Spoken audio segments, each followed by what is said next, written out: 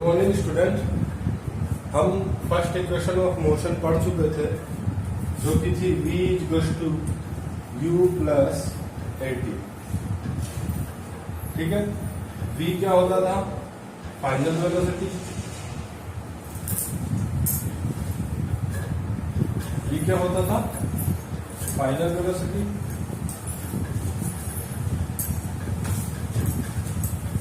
u होता था initial velocity. a होता था एक्सेलरेशन। t होता था टाइम। इसकी यूनिट मीटर पर सेकंड, इसकी यूनिट मीटर पर सेकंड, टाइम की यूनिट सेकंड, एक्सेलरेशन की यूनिट मीटर पर सेकंड स्क्वायर। अब जब हम ये देख ही रहे थे तो सेकंड इक्वेशन ऑफ मोशन में उसको डिराइव करने के लिए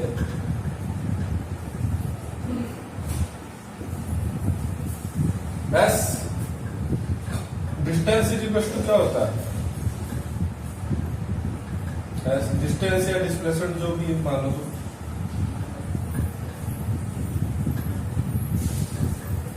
वो होता है वी एवरेज इंटू टाइम। अब यहां पर तो खुद वेलोसिटी भी तो चेंज हो रही है। डिस्प्लेसमेंट इज इक्वल टू क्या होता है? Velocity into time. लेकिन वेलोसिटी कौन सी लेते हैं? Average velocity. क्यों? क्योंकि वेलोसिटी तो चेंज हो रही है बार बार। एक्सेलरेशन का काम क्या है? वेलोसिटी को चेंज करवाना। तो वेलोसिटी बार बार चेंज हो रही है तो वी एवरेज लेंगे। तो वी एवरेज क्या होता है? वी एवरेज होता है u plus v by two. ठीक है, इनिशियल वेलोसिटी और फाइनल वेलोसिटी का सम का डिवाइडेड बाई टू होता है वी एवरेज। ठीक है, तो यहां से हम s is equal to v average का लेंगे तो v plus u by two into t. ठीक है,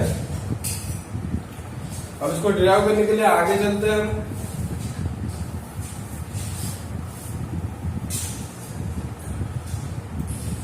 S is equal to v की जगह यहाँ पर फर्स्ट इक्वेशन डालते हैं। वी इज इक्वल टू क्या होता है? यू प्लस एटी, है ना, divided by two into T. तो यहां से एस इज इक्वल टू क्या हो जाएगा? You plus half a t square. ये हमारी कौन सी आ गई? सेकेंड इक्वेशन, जो किस किस में रिलेशन देती है? Displacement time. Displacement time relation, है ना।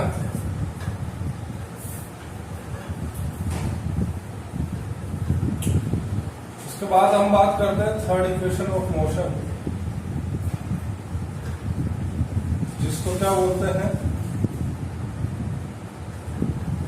वेलोसिटी डिस्प्लेसमेंट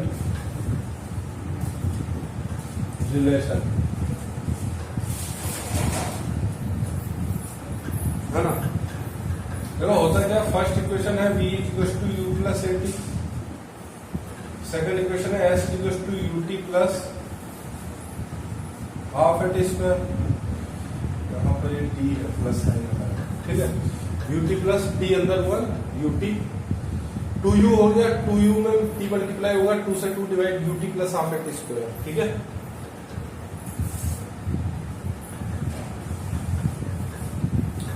सेकेंड इक्वेशन ये रही।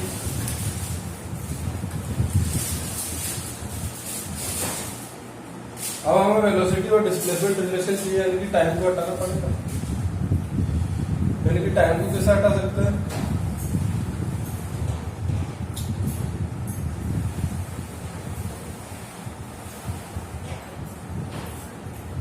देखो ये समझ में आया क्या? ये डायरेक्ट लिख दिया मैंने, तो अच्छा तो नहीं है तुमने लग रहा। u और u, टू यू में t मल्टीप्लाई होगा, two u t divided by two होगा तो यू टी। इसमें एटी में t मल्टीप्लाई होगा एटी स्क्वायर और टू का डिवाइडेड होगा हाफ एटी स्क्वायर। ठीक है,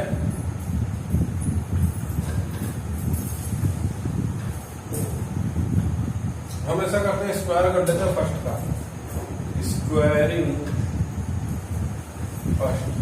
टी हटाना है, क्या लिख सकते हैं? V square equal to u square plus u plus a t का होल स्क्वायर। वी स्क्वायर, है ना। ऐसा लिख सकते हैं u square plus a square t square plus 2u/80, है ना।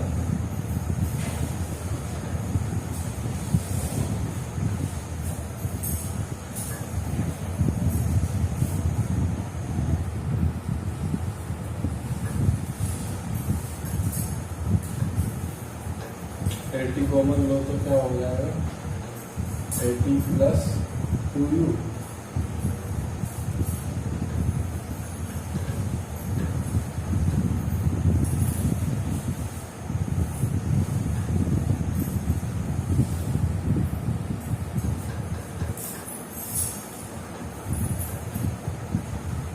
ये कॉमन है, ये क्या हो जाएगा 80 स्क्वायर प्लस 2u,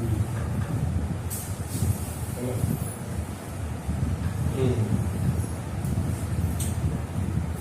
और इधर क्या हो जाएगा v square, v square equals to u square plus 2 भी कॉमन ले लो तो 2a, ये क्या हो जाएगा हाफ 80 स्क्वायर, ये 2 कॉमन लेंगे तो हाफ नीचे चला जाएगा प्लस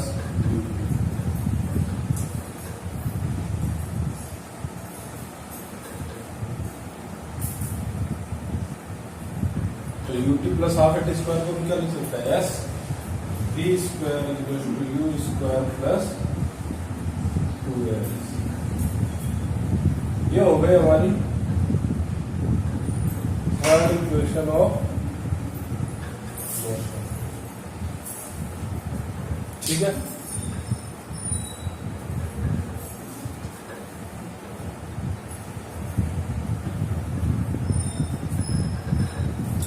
तो यहां हमने सीखा तीनों इक्वेशन का किस तरीके से डिराइव होती है।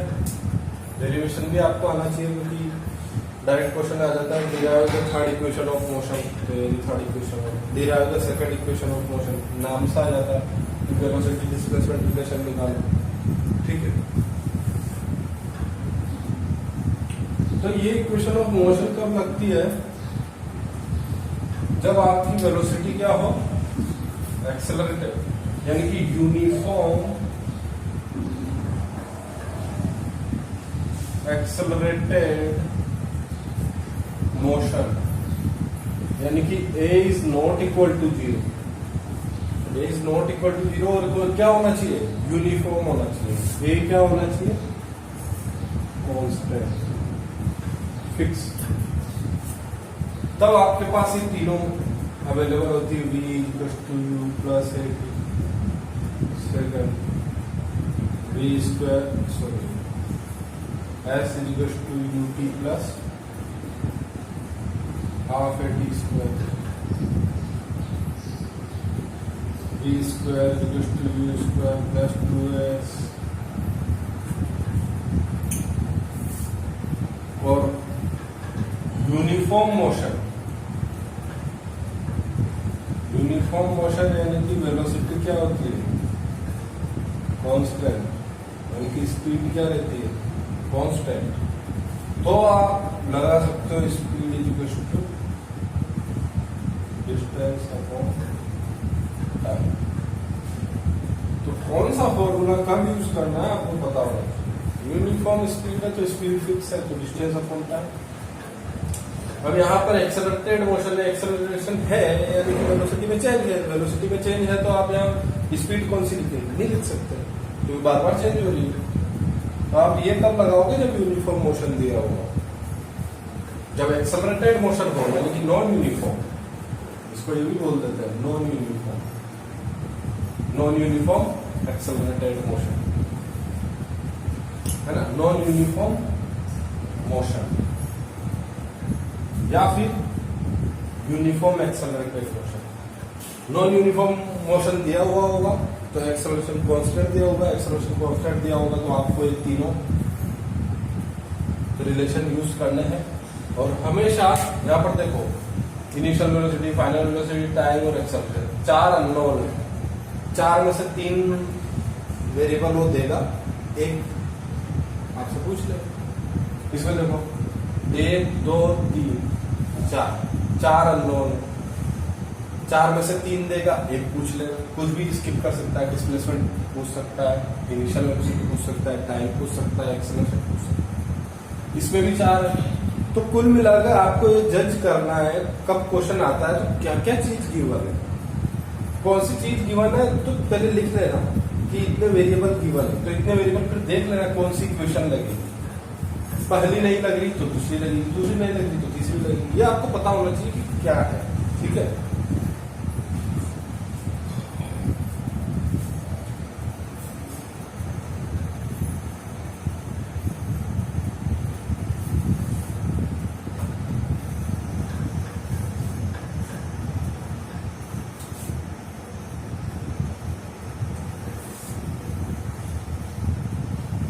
एक आध क्वेश्चन बताऊंगा।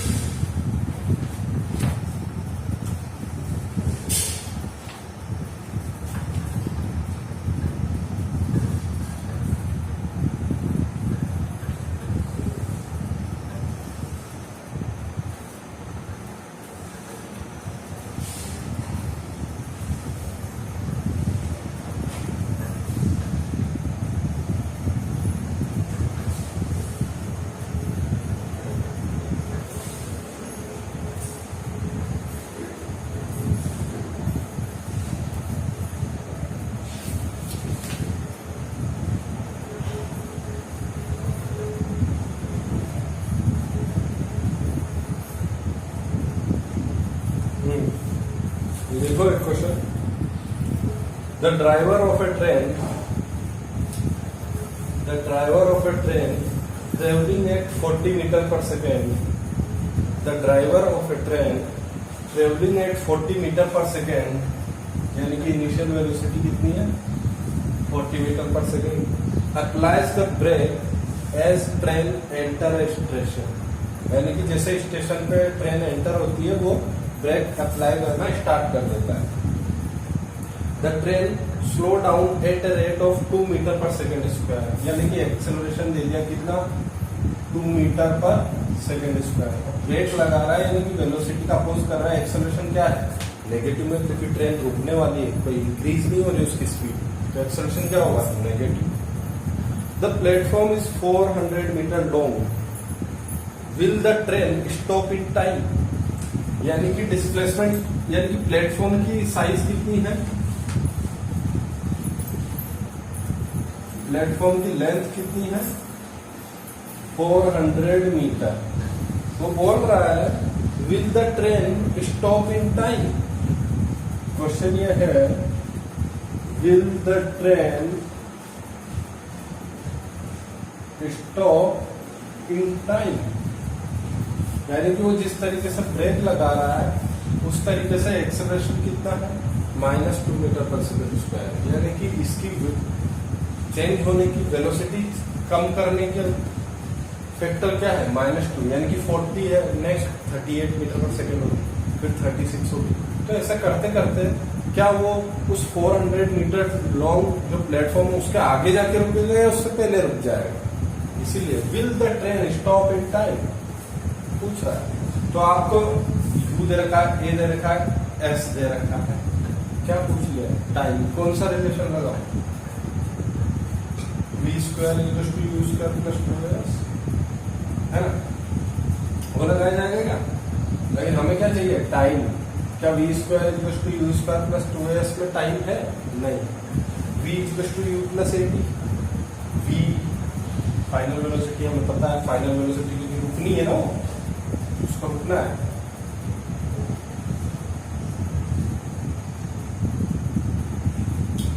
है ना, फाइनल वेलोसिटी हमें पता है। तो s is equal to ut plus half a t square लगा लेते हैं, है ना,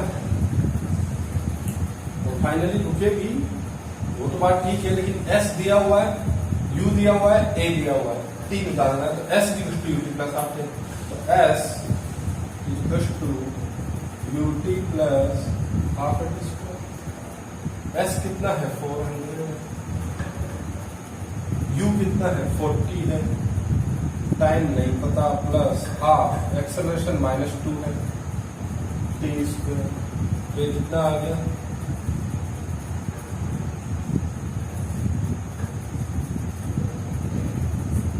ठीक है।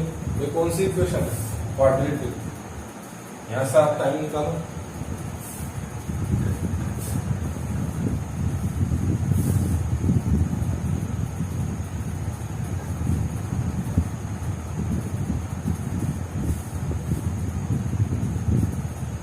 सीधी तरह से मेथड लगा दो, पता नहीं x square plus b x plus c equal to 0, तो माइनस का b plus minus under b square minus का 4ac डिवाइडेड बाई 2a।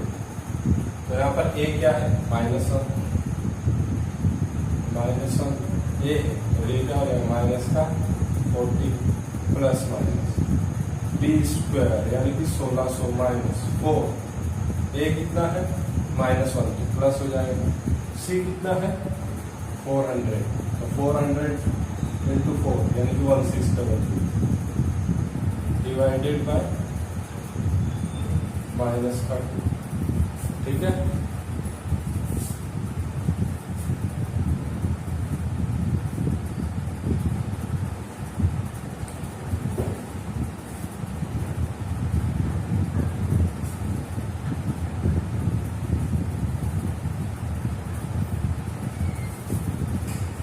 तो ये कितना हो जाएगा माइनस का 40 प्लस माइनस 3200 यानी कि 3200 क्या लिख सकते हैं 40√8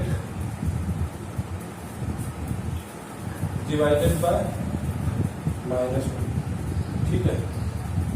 तो यहाँ पर जब आप करोगे तो पॉजिटिव में जो भी आंसर आएगा वो आ जाएगा, लेकिन ये टाइम क्वेश्चन क्या था, टाइम थोड़ी,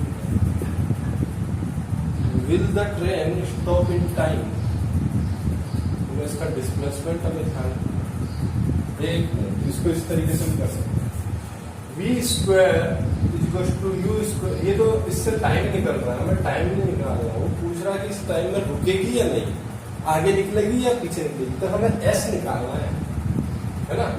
तो फाइनल वेलोसिटी तो हमें पता है 0, इनिशियल वेलोसिटी u 40 यानी कि 1600 प्लस 2, एक्सेलरेशन कितना है -2, s आ गया, तो s कितना आ गया 400, और 400 मीटर ही क्या है उस प्लेटफॉर्म की लेंथ है, तो एग्जैक्ट वो प्लेटफॉर्म की लेंथ का हम देख लेंगे, यहाँ से पता चलेगा कि हाँ वो टाइम पे रुके। ये टाइम निकलेगा, टाइम कैसे निकलेगा, ये रहा टाइम मिलेगा माइनस का 40 कॉमन ले लो, तो ये क्या बचेगा 1, इसको लेता प्लस आ जाएगा 1 माइनस 1 प्लस 40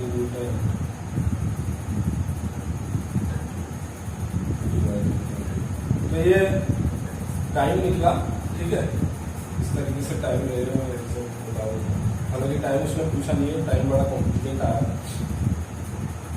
माइनस का 40 प्लस 40√8 डिवाइडेड बाय -2 है ना। और दूसरा आंसर क्या है माइनस का 40√8 डिवाइडेड बाय -2, यानी ये हो जाएगा 40 plus 40√8 divided. This is the answer, क्योंकि ये आंसर क्या है, ये नेगेटिव निकलेगा, टाइम कभी नेगेटिव में नहीं होता है ना, ये टाइम पॉजिटिव आ रहा है कि ये आंसर, ठीक है। तो टाइम नहीं पूछ रहा है, वो पूछ रहा है कि ये रुकेगी नहीं रुकेगी, तो हम देख लेते हैं फाइनल वेलोसिटी 0 कब होती है। तो जब डिस्प्लेसमेंट 400 मीटर कवर हो जाता है तब फाइनल वेलोसिटी 0 हो जाती है, और हमारे पास 400 मीटर की लेंथ का प्लेटफॉर्म है, ठीक है।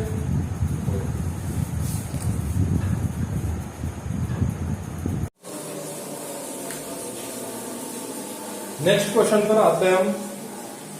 अगर running a race acceleration at 2.5 meter per second square, अगर running a race with acceleration कितना 2.5 meter per second square for the first 4 second of the race, यानी कि टाइम कितना लगा 4 सेकेंड, यानी कि 4 सेकेंड तक उसने जो एक्सेलरेशन मेंटेन किया हुआ है वो कितना है 2.5 meter per second square. How far does she travel in the time, how far does she travel in time, ठीक है। तो हमारे पास एक्सेलरेशन दिया हुआ है, टाइम दिया हुआ है, तो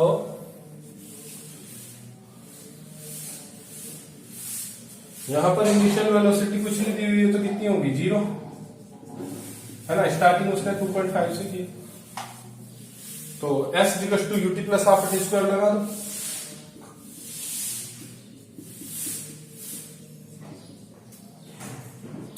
ये टर्म 0, हाफ एक्सेलरेशन है 4, 2.5 से 2.5 और टाइम है 16, है ना, 4 का स्क्वायर 16, तो ये कितना हो जाएगा 20 मीटर, ठीक है। आंसर चेक कर लेते हैं, 20 meter is the correct answer, ठीक है। तो यहाँ पर एक्सेलरेशन दिया हुआ था प्लस 2.5, टाइम दिया हुआ था 4 सेकेंड। उसको बोला गया था कि कितने टाइम कि इस टाइम में वो कहा कितनी डिस्टेंस कवर कर सकती है। अच्छा, वेलोसिटी भी पूछ सकता है, इसमें खुद भी बना सकते हो क्वेश्चन। इसमें नेक्स्ट हो जाता कि उसकी फाइनल 4 सेकंड के बाद वेलोसिटी कितनी हो जाती है, तो वेलोसिटी कितनी आ जाती है v equal to u plus a t लगाना। तो v हमें पता नहीं है, u तो हमें पता है, u है 0, एक्सेलरेशन कितना है 2.5, टाइम कितना है 4, तो यानी कि 10 मीटर पर सेकेंड हो जाती है स्पीड, फाइनल वेलोसिटी। यानी कि 20 मीटर कवर करने के बाद उसकी वेलोसिटी कितनी हो जाती है 10 मीटर पर सेकेंड। कितनी डिस्टेंस कवर की 20 मीटर। आप यहाँ पर थर्ड इक्वेशन भी लगा सकते हो, v square equal to u square plus 2s, वहां से भी फाइनल वेलोसिटी निकाल सकते हो। v स्क्वायर नहीं पता है हमें, हालांकि हम निकाल चुके हैं 10 आना है, तो v square equal to u square plus 2s, u square तो 0 प्लस 2,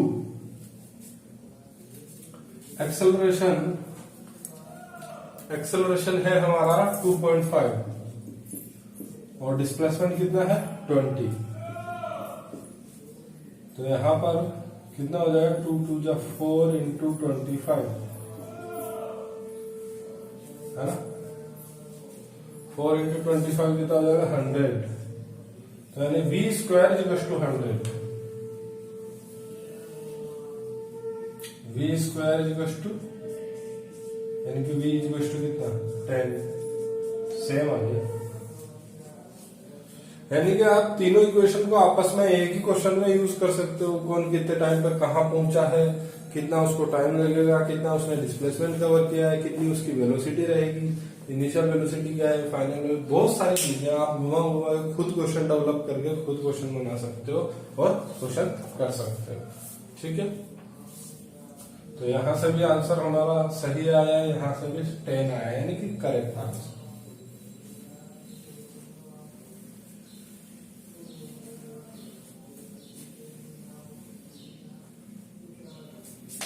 अच्छा, कुछ एक चीजें हैं ग्राफ से रिलेटेड, ये आपको याद रखनी है।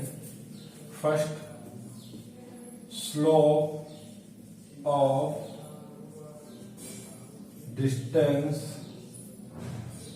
टाइम ग्राफ, नोट कर लेना है। Slope of distance time graph will give you information about speed, है ना। Slope of displacement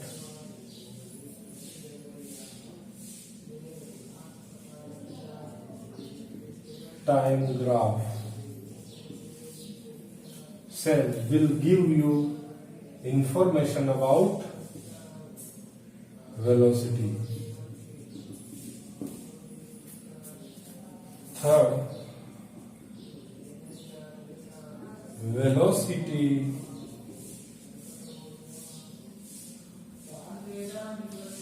same है, slope of velocity time graph will give you information about acceleration. समझ तो रहे हो ना? एक बार लिख चुका हूं, slope of distance time graph speed के बारे में इंफॉर्मेशन देता है, slope of displacement time graph velocity के बारे में इंफॉर्मेशन देता है, slope of velocity time graph acceleration के बारे में इंफॉर्मेशन देता है. ठीक है,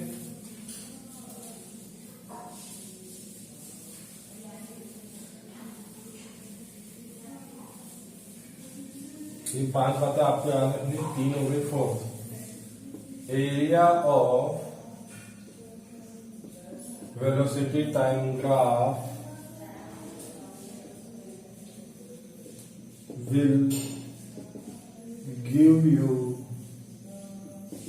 information about displacement.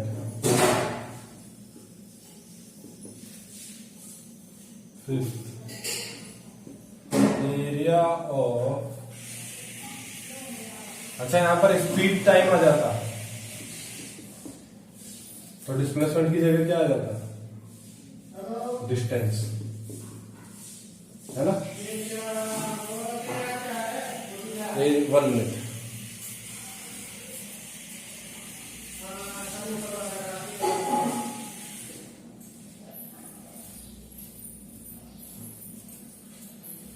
Area of acceleration time graph will give you information about change in velocity. Velocity नहीं है यहाँ पर, क्या है? Change in velocity. ये 5 बातें आपको ध्यान रखनी है. इससे बहुत क्वेश्चन सॉल्व होते हैं, बहुत, है ना? ये जरूर नोट कर लेना. आप पूरा लिखना, है ना? Will give you information about. ठीक,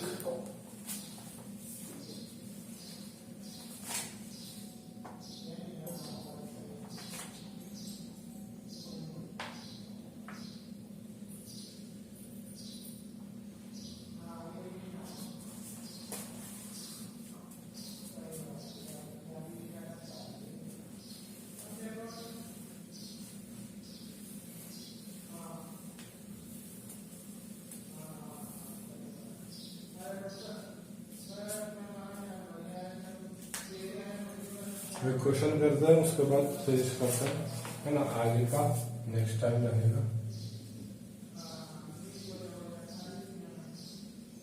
ये स्पीड, ये टाइम. ठीक है, ग्राफ दिया हुआ है कुछ इस तरीके से. स्पीड टाइम ग्राफ के स्ट्रेट लाइन कब आती है? जब क्या हो? एक्सेलरेशन यूनिफॉर्म हो, यानी कि कांस्टेंट हो. ठीक है, तो ये कुछ इस तरीके से दिया हुआ है. 4 सेकंड पर 10 स्पीड है ना,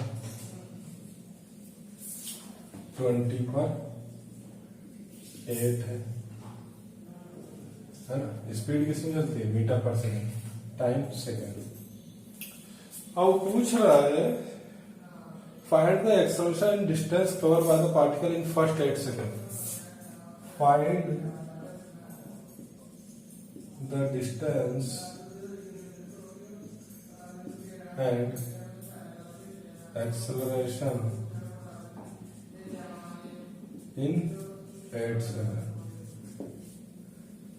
तो जैसा कि अभी मैंने तुम्हें इंफॉर्मेशन दी है, स्पीड टाइम ग्राफ का स्लोप किसके बारे में बताता है? एक्सेलरेशन के बारे में. तो इसका स्लोप कैसे देखते हैं? स्लोप होता है tan थीटा.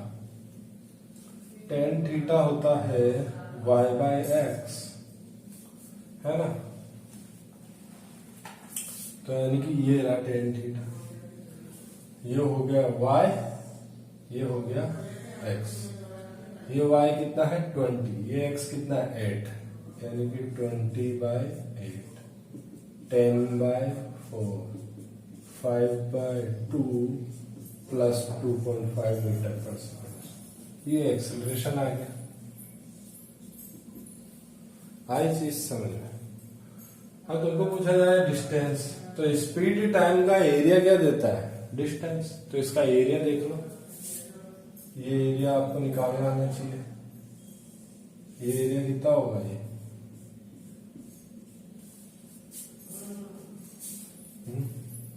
यही कर देता हूं। Area is equal to half into base into height. Half base हो गया 8, हाइट हो गया 20, तो ये कितना आ गया, यानी कि 8 सेकंड में 80 मीटर डिस्टेंस कवर कर चुका। ठीक है, समझ में आया।